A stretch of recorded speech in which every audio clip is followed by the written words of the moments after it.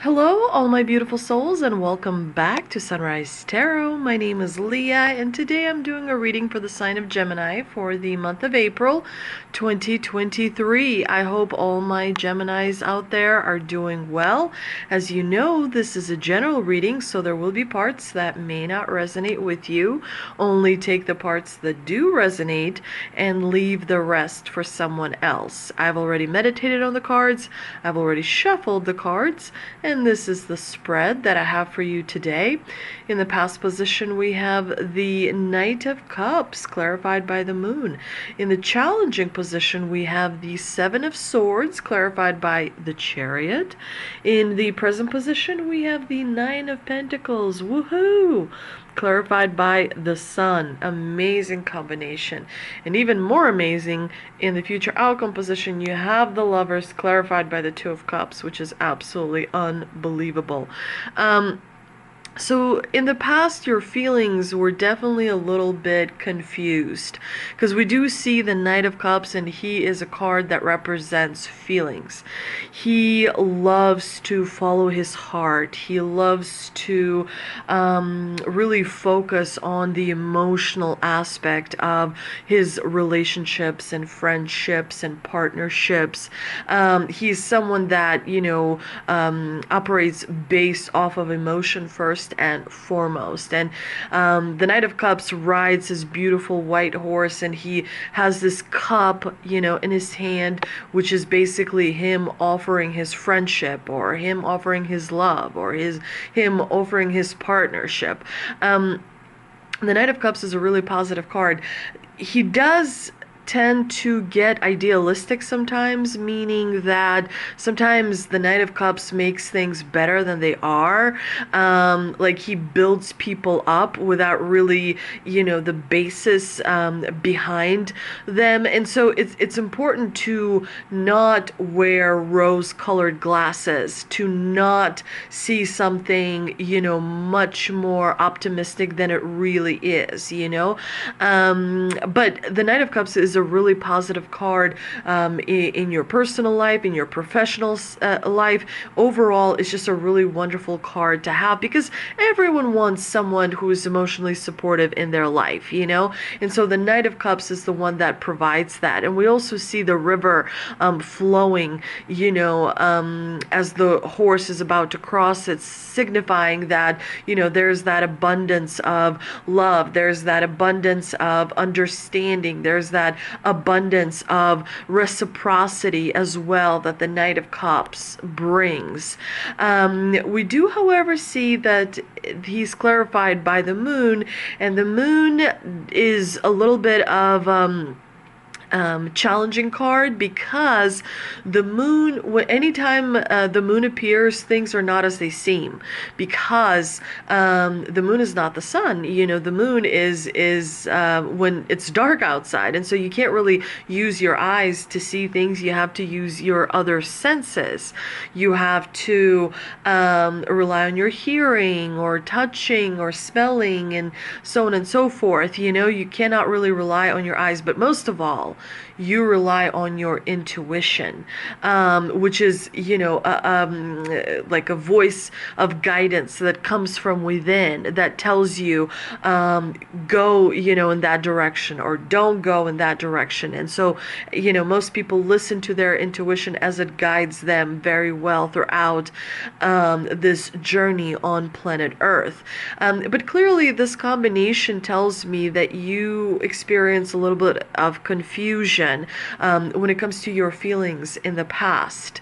It's good that this combination is in the past, because with the Lovers being in the future, with the Two of Cups, it's telling me, the vibration is strongly coming through that you have sorted out your feelings, or on your way of sorting out your feelings. Like things are becoming a little bit easier. And towards the end of April, you're going to have a brand new chance encounter, a twist of fate that's going to help you and bring you closer to the relationship with someone that's going to really make your world amazing. we do see that in the challenging position we have the Seven of Swords clarified by the Chariot. So clearly the Seven of Swords is a card of deception and sneakiness and doing something kind of underhandedly to someone else. So it could be that there is negative energy that's happening behind you, meaning that there may be someone who has said unkind things about you behind your back. It could be that someone took advantage of something without you noticing it. And so it's important to remember that, yes, the Seven of Swords is not a very pleasant card, but it is a minor arcana card. The effects of it are not as lasting as the major arcana cards. And so, it will create unpleasantness and discomfort, but it's not going to disrupt your progress and moving forward to achieve your goals and your dreams. And you also have the Chariot in the clarifying position, which tells me you definitely want to go from inside out. So listen to the voice that is your intuition. Listen to the voice that is developed as you meditate, as you find that moment of stillness, because you have the answers to your questions on the inside of you. And so the Chariot can only move where you tell it to go, because you are in control of it. You are in control of the direction in which you are going. And so it's important to not be influenced by negative naysayers. When you're doing really, really great, the devil isn't going to be asleep. There's always going to be something, so the better you do, the more successful you are, the more, in a way, you have to watch your back, dear Gemini. You do have the Nine of Pentacles and the Sun in the present position, which is telling me that you are quite successful at something. There's security, there's financial stability that is moving towards you. Something is working out for you.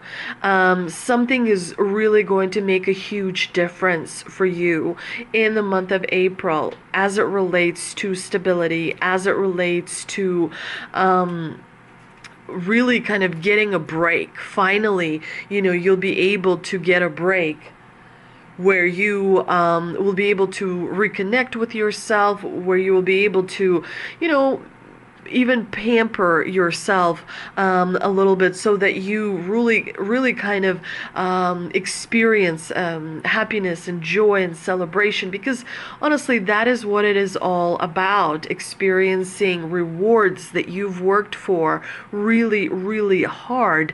The Nine of Pentacles doesn't just appear out of nowhere. You've put in the work, you've stood the test of time, you have expanded your energy time and time again in order to get the results that you want. So it's important to remember that you deserve this. The Nine of Pentacles and the Sun is a really success combination. It's a greatly joyous, celebratory moment of time for you that you should take advantage, and that's usually, it happens just when somebody uses you as a scapegoat. The next thing you know, you have all these rewards. That's how the universe works. There is logic to it, and there is rationale to it that we may not be able to see, because our perspective is limited.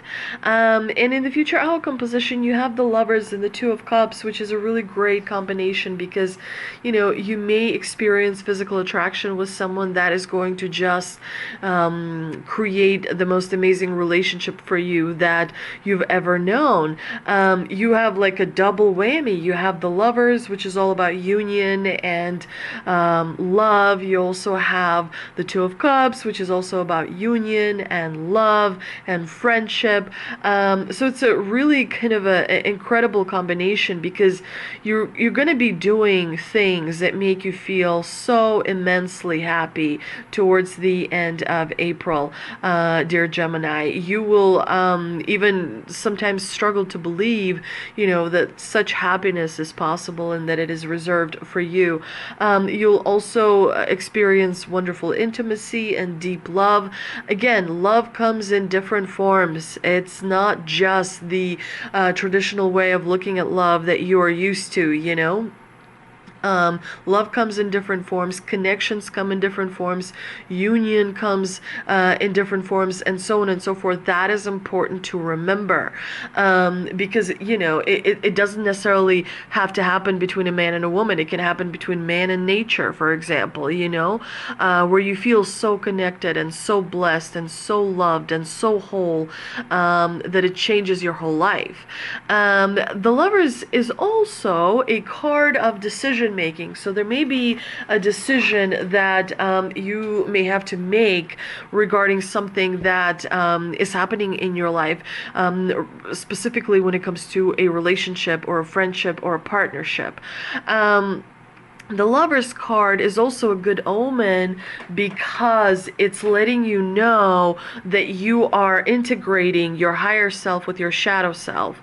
Your higher self is the most perfect you, and the shadow self is the angry you, the frustrated you, the not so pleasant you. And so when those two parts come together and they are whole, then you are able to manifest all the wonderful things in your life. So that's important to remember. Let's see what we can clarify with the two energy oracle cards that I pulled earlier today. We have appreciation. We also have the thinking woman. So appreciation is just a reminder to start your day with an attitude of gratitude. When you start your day with an attitude of gratitude, you are able to have the vibration that's going to bring a lot of positive things throughout your day. When you do it on a daily basis, when you are disciplined and structured about taking care of yourself in the morning and reminding yourself things to be grateful for, then you set yourself on the right foot and your day is so much better. Remember, successful people don't have bad days. They have bad 15 minutes. And when you start your day with an attitude of gratitude, that helps you maintain that positivity. And positivity attracts wonderful things because you are what you attract. You attract what you are, I should say. So if you are worried, you're going to attract more worry. If you are positive, you're going to attract more positivity. And you want to attract more positivity because it's much easier to go through life without having to struggle every waking moment. You also have the thinking woman energy oracle card, which tells me that you may need to reach out to someone who is I don't want to say smart, but who can give really wonderful advice to you. And this person is a woman or has really strong feminine energy, and she's around you. It could be someone at work, it could be someone at home. It's someone that has a piece of advice or a piece of information or maybe knowledge of a conversation, knowledge of something that will help you see clearly something that you haven't seen before. So definitely make sure to work with the universe. When people approach you, work with them, because the universe communicates through people. The universe communicates through animals. So be very careful how you communicate with other people. Make sure you really listen to what they are saying to you, to the message that comes through. The more awakened you are, what does it mean to be awakened? Aware, awareness. The more aware you are, the easier it is for you to kind of get the signs that are from the universe. Because when you work with the universe, rather than, no, I don't want this, no, I'm not going to go there, no, I'm not going to have lunch with you, no, I can't do that, I have more important things to do. It's important to be open. open. It's important to be receptive. It's important to try and welcome things into your life, even though at first you might be hesitant about it. That's what it's called, working with the universe. Let's see what a mystical wisdom card I have pulled for you. And we have animal bonds, stand up for all animals. So definitely there are a lot of messages that are going to be coming to you. That's what birds symbolize. Birds symbolize messages. But also remember that the universe also communicates through animals. So something about the animals is trying to be communicated to you. Maybe you need to do a better job connecting with animals that live, around you. Maybe you need to do a better job taking care of animals that are around you, but there's some kind of an important message that is going to come to you through an interaction with an animal. I hope you enjoyed this reading, dear Gemini. If you did, please like, share, and subscribe. Please don't forget to visit me on Instagram, and I will see you soon.